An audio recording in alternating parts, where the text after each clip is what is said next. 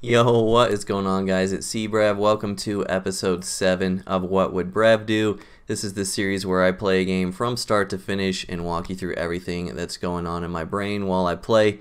If you're new to the series or to the channel, please subscribe for more MLB The Show 20 content and drop a like on the video. It helps me out a ton. So in this episode, we're going to be debuting one of my favorite players from last year, Ben Zobrist. He never got above the 87 Team Affinity card that was on launch day. So I'm glad they gave him a prime card this year. Excited to try this card out. This card looks amazing. Zobrist's swing in this game has always been incredible, and he hits 80 power threshold versus both sides. Switch hitter, decent fielding, decent speed. So gonna be a fun time. I'm playing him in right field because his defense is better than Sheffield's would be in right field. So and this allows us to kind of work towards as many prestiges as possible. You guys know I've been working towards this stuff.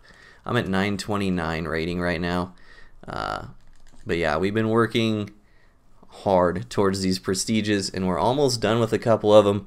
Maybe we can get some debut videos going here in a little while, like a week or so, when I get some of the more obscure prestiges done. Like Duke Snider's almost done, Todd Helton's almost done. Surprisingly, Hanley Ramirez is almost done, despite coming out an entire month later than the first program. So gonna be exciting stuff. My goal was to try to knock out as many prestiges as I could this year. So we're also going to be pitching with Kluber because I'm trying to recover energy for a bunch of guys, a bunch of starting pitchers, so I can keep doing those all-time videos for y'all. So it is what it is. Because we're picking Kluber, we're going to mouse down twice and up twice in the pitcher screen.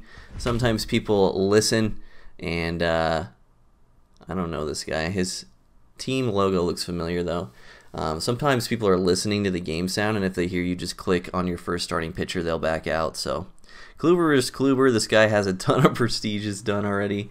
Mantle, Chef, Thames in the middle. This guy's team is stacked. This is going to be a slugfest probably.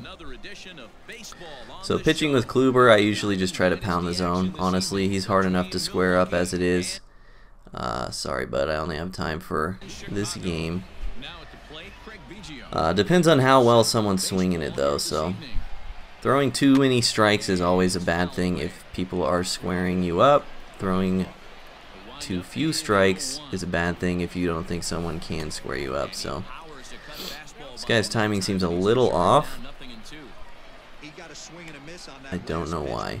Because if we're on Legend, like I'm in the 900s, so it can't be on Hall of Fame unless he's on Hall of Fame, so I'm not sure why his timing would be off, but we're just trying to find the speed of his bat right now. He was very early on a high cutter. He's late on inside sinkers. I don't really know what the deal is. Alright, we got a strikeout. So even though we struck him out there, I got almost no information about where his bat speed is. So I'm just going to try to pound the zone again, like I said. When I'm pitching, trying to find bat speed, trying to figure out where they're at, and then trying to disrupt that bat speed. Really is just like real life, as I always say in these videos. Definitely don't like being down 2-0 to Mantle, though. That's a scary time. Trying to go change up away. Missed inside. Got him swinging anyway. So now his bat's fast. But I don't know if he'll slow it down now, so I'm just going to throw a cutter inside, see what happens. Good take. So because he swung and missed at the changeup 2-2, I'm just going to double up on that because that's really the only information I have. And he did slow the bat down. So now we're going to speed the bat back up, but in case he overcompensates, we're going to throw a four-seam instead of a sinker here. And he was under it, so that worked out. He was also early, so let's try this cutter inside again. This may be a ball and a stupid pitch. Yeah, I should have thrown that more in the zone. That was just kind of autopilot there. So we walk the Mick. Still don't really know where this guy's at. I truly hate throwing slurves to righties with Kluber because they always seem to end up down the middle of the plate somehow. So trying to stay away from that with Chef. Now we'll maybe mix in a slurve versus Thames, but I don't really know if there's a way to pitch to Eric Thames. This card is juiced out of his mind. He hit that sinker we threw last pitch pretty far, but I believe he was late on it, so we'll keep that in mind as well. It was good okay. Alright, well he maybe got screwed on that one. I much prefer the slurve to lefties. I don't know why. Some people feel the opposite, but you can see it's very early. So we'll just stick with the off speed. Try this cutter again. Just feeling him out really. And he was right on that but under it. So kind of bailed out. That's the product of Kluber though. Sometimes you make bad pitches and still get outs, which is the direct opposite of someone like Bob Feller who makes good pitches and still can't get outs. Alright, Ben Zobrist.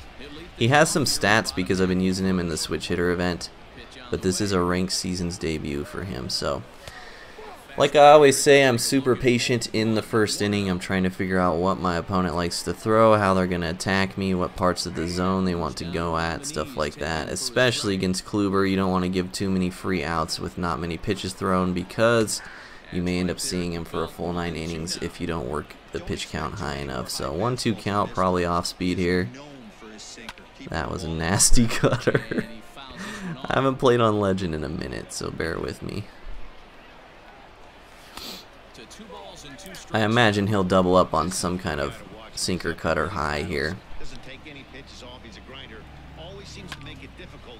It was a 4-seam, so he's thrown multiple 4-seams so far, which is a pretty unique way to pitch with Kluber. Probably off speed since I was early on that. Cutter inside. I missed it with my PCI. I don't know what he's doing with the outfielder. Let's go. Outplayed.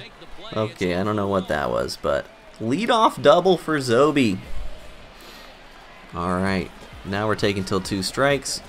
Yeah, we have a runner in scoring position. Yeah, we have handedness advantage, but I'm still trying to feel him out, you know. That was a very lucky hit. We honestly didn't put a good swing on the ball. Don't want to get overconfident and start going up there hacking because the odds that he throws us something down the middle after that first at bat is not good. So again, I'm taking 3-1, even though we'll probably get something juicy here. If we get Mick up with 2 men on, that's huge. And we work the walk. So now's the point where we're aggressive if we can be. I'm looking cutter slurve as I usually am. I talked about this in the one episode where I titled it How I Hit Against Kluber. I think that was episode 3. But usually early in the count against Kluber, I'm sitting cutter slurve. Or if they hang a sinker right into my PCI up top now. So that was pretty close. 1-2 count. I was early on the sinker, so this is probably off speed. Alright, so he loves that up and in cutter with 2 strikes. We will keep that in mind. Great pitch. And he got an error. That is the perfect pitch, and this guy is getting absolutely screwed this inning. So that was just low enough to be a ball, but just high enough to make me swing at it. So amazing pitch by my opponent.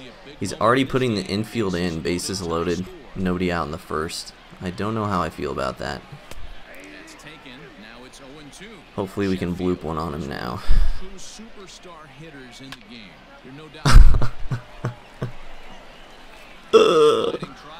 Bruh.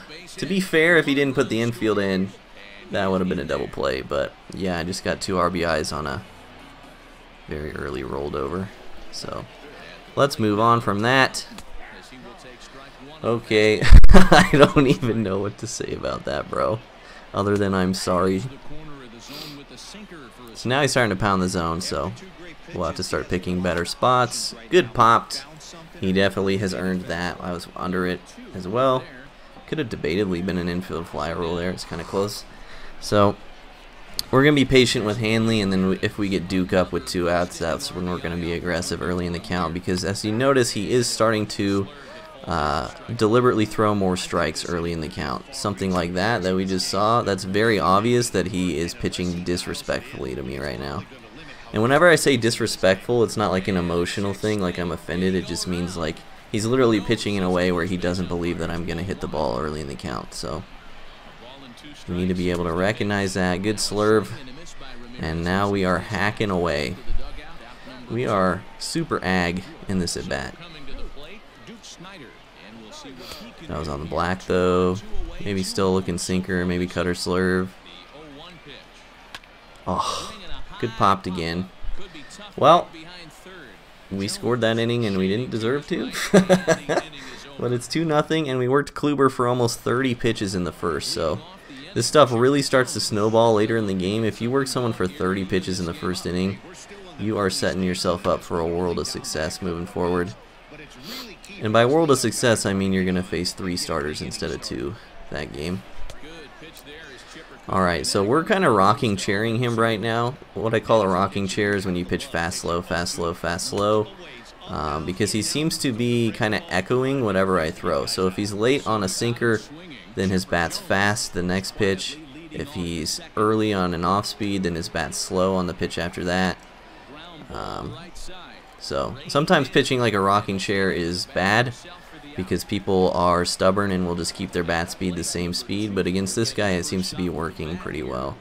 I'm also throwing a lot of first pitch sinkers because I'm trying to get ahead in the count because I think it's good, and he hasn't shown me that he can square much up yet aside from that last swing, but luckily that was off the plate. So super quick inning for our Kluber there.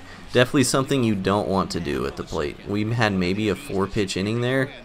All that's gonna do is make it so I can use Kluber longer this game. So that's why I am extra patient against Kluber. Some of you guys cringe when I take pitches like that, but this is the approach. This is how I play.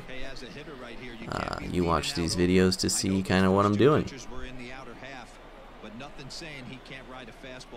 Inside sinker, pretty common sequence there from Kluber. So while my pitcher's striking out, and let me just talk about, I usually just strike out with my pitcher here instead of bunting. Bunting often results in a double play for me. Also swinging away here would maybe result in a double play as well, and you can see he's slide stepping to not let me steal. So the correct play here, even though it sucks, is to just strike out. But often people will, what I was saying before is when people throw a cutter away, they will come with sinker inside right after that. It's a pretty common sequence. Also right on right, throwing a sinker up and in with 2 strikes is pretty common as well. So that's how I knew that was coming. He actually ended up walking us. Alright, Zobrist, time to shine here, buddy. Hyper aggressive in this at bat, but he threw me a ball. He still could come down the middle of the zone here. We'll see what he throws. Yep, sinker right down the middle. We rip it to right field.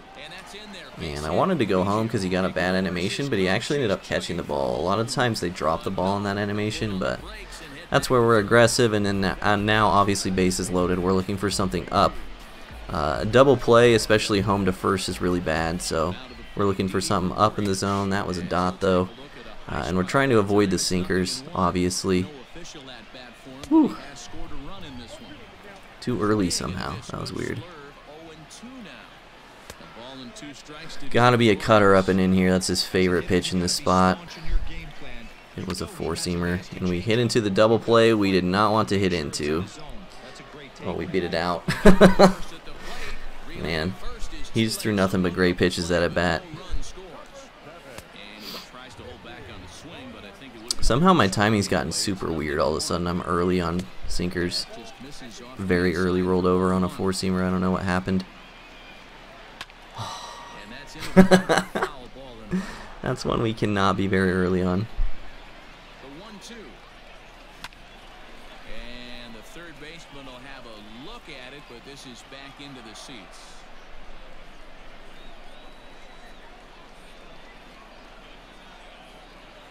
I figured he would go slurve there. The reason I thought he'd go slurve is because I swung and missed at it pretty much every time he's thrown it. So that is a grand slam for Mickey. I did not mean to replay that. That was an accident. I dropped my controller. You can hear it on the mic. I'm not. I'm sorry, dude. Yeah. Hanging slurve. Our PCI wasn't even on it, but with the bat plane, I guess we got bailed out on that one. So really good start for us, even though I don't feel like we're hitting super well. So sometimes this happens. Sometimes you hit super well and don't get anything. Sometimes you hit pretty poorly and get a lot of reward. So I really hope he's not pissed that I replayed that, because it was a total accident, dude. I'm sorry. It seems like he's a little salty though. Yikes.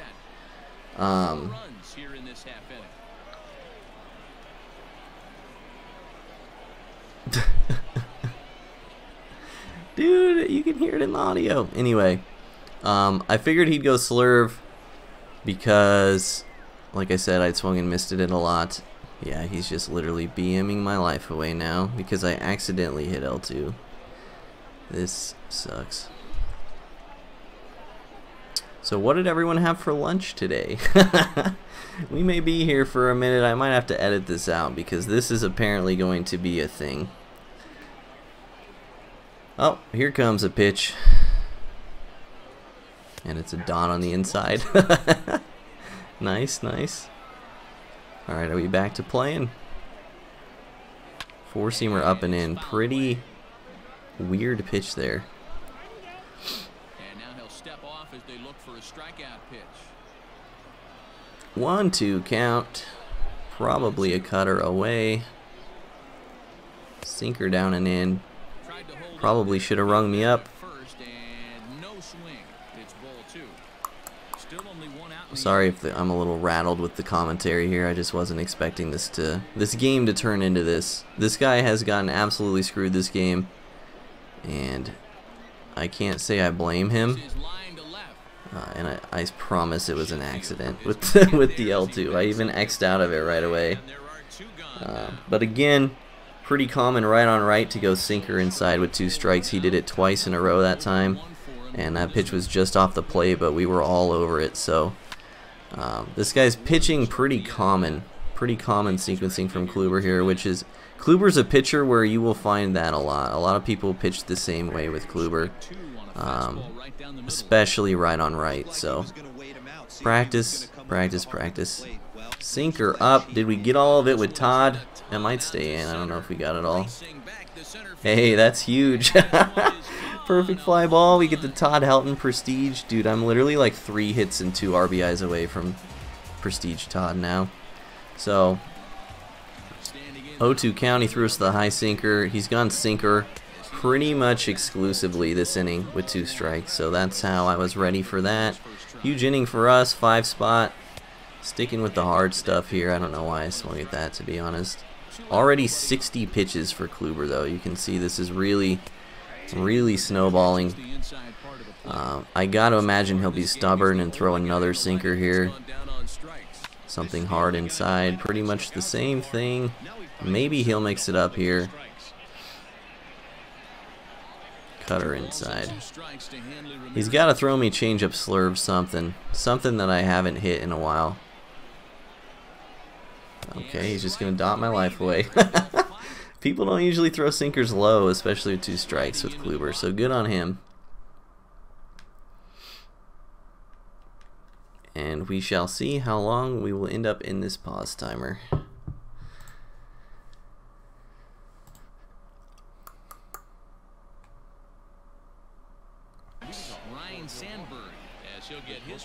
Alright, so because he paused there, it didn't seem like a BM pause anymore.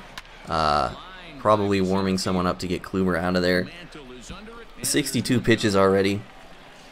Definitely going to be a starter considering it's going to be only the 3rd inning. But mission accomplished. We put a 7 spot on Kluber. We got super lucky on a lot of it, but you take those when you get them. So I imagine we'll face someone like Hal. Someone with high stamina, maybe Glavin. We can actually check his bullpen and see. He actually has relievers up. That is super surprising. So actually big props to this guy if he's going to go with his bullpen the rest of the way here. That's legit.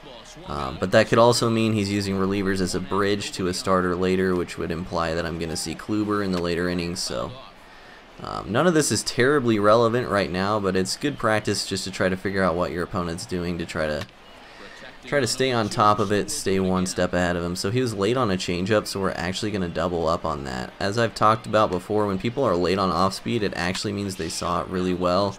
And because this guy had been in a rocking chair, he may have thought that I knew that he saw it well and sped his bat up. So he was actually all over that changeup, so a little bit of game theory that I lost there. We can let this drop and go to first. So that's a very common play. So you see this in real life on bunts. It happens very rarely in this game, but we actually executed it perfectly there. So on that play, if you let the ball drop and then throw to first base, upon the ball hitting the ground, the game will automatically send the runner to second base that was on first, and then throw to first base, get the out, and catch the other guy in a rundown. So that happens in real life pretty often. This guy is so salty. He is throwing a position player at me. Bro, it doesn't have to be like this, dude. You can say that's a bit of an exploit, what I just did.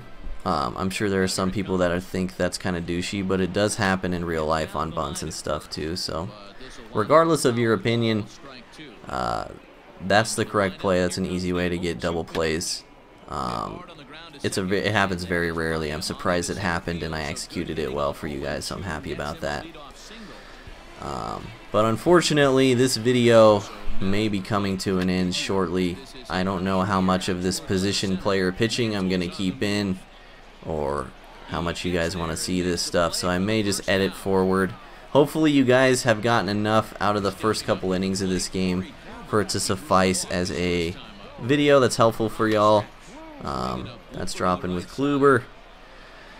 Yeah, let me know what you think. If he ends up coming back or something, I will cut and then we'll pick it up there. But I'm not going to make you guys sit here and watch me hit against Jazz Chisholm.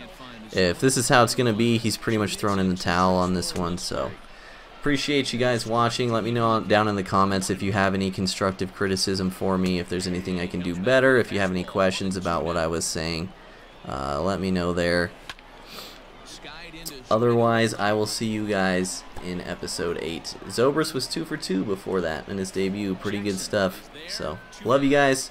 Like I said, if he catches up, I'll cut there, but I doubt this game's going to go anywhere. So, appreciate you, love you. See you later. So, he did end up quitting out. We gained 17 points on that. We're up to 946. Like I said, I'm really sorry to my opponent if he ends up watching this. He did get super unlucky.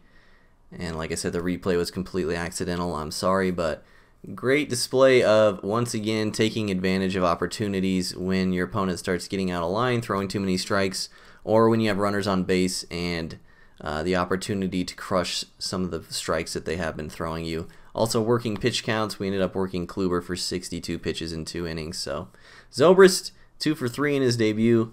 Going to be using him moving forward. Super good card. Like I said earlier, appreciate you guys. Love you guys. Stay tuned for episode 8 next time. Peace.